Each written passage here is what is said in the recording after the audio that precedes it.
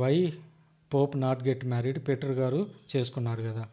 Okay, Sam అనేటువంటి వాళ్ళు అడుగుతున్నారు, why don't Pope get married, Peter గారు చేసుకున్నారు కదా. పీటర్ గారు మాత్రమే కాదు, ఇంకొంతమంది అపోస్తలులు కూడా చేసుకొని ఉండొచ్చు.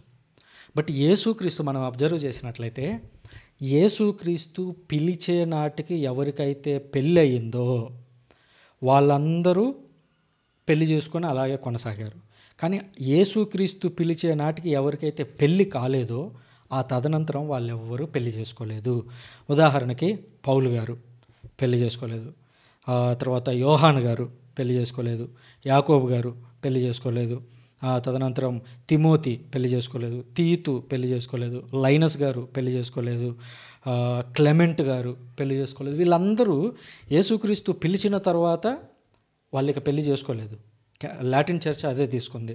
సో వాళ్ళెవరు పెళ్లి చేసుకోలేదు కాబట్టి క్రీస్తు పిలిచిన తర్వాత మనం కూడా ఇక పెళ్లి చేసుకోవద్దు అనేటువంటి ఒక డిసిప్లిన్, అది ఆజ్ఞ కాదు. పెళ్ళి అనేది సప్త సంస్కారాల్లో ఒక సంస్కారం జ్ఞాన వివాహం. కానీ పెళ్లి మీద ఎప్పుడు క్యాథలిక్ చర్చి నిషేధం విధించలేదు. ఓన్లీ దైవ సేవకు రావాలనుకున్నటువంటి వారు ఈ డిసిప్లిన్ ఫాలో అవ్వాలి, ఈ రూలు పాటించాలి అని పెట్టారు.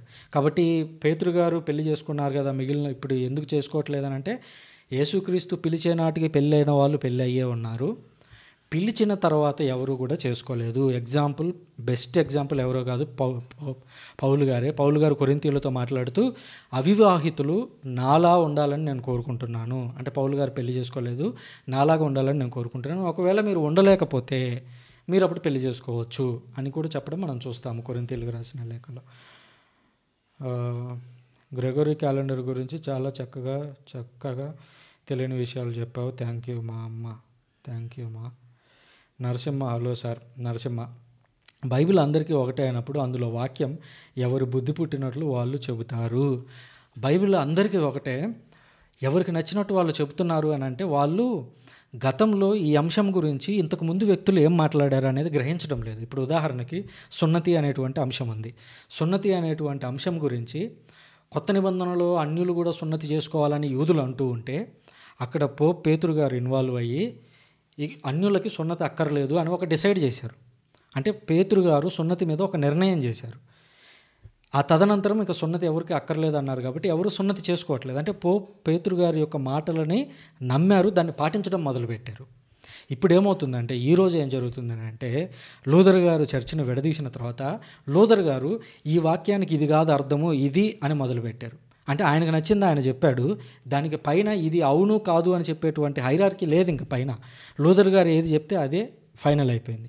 ఆ లూథర్ గారి దగ్గర నుంచి సంఘాలు మళ్ళీ డిసైడ్ అయ్యి డివైడ్ అయ్యి ఈరోజు వీధిలో ఒక కొత్త పాస్టర్ ఒక సంఘం పెడితే ఒక వాక్యం గురించి ఆయనకు నచ్చింది ఆయన చెప్పేస్తాడు.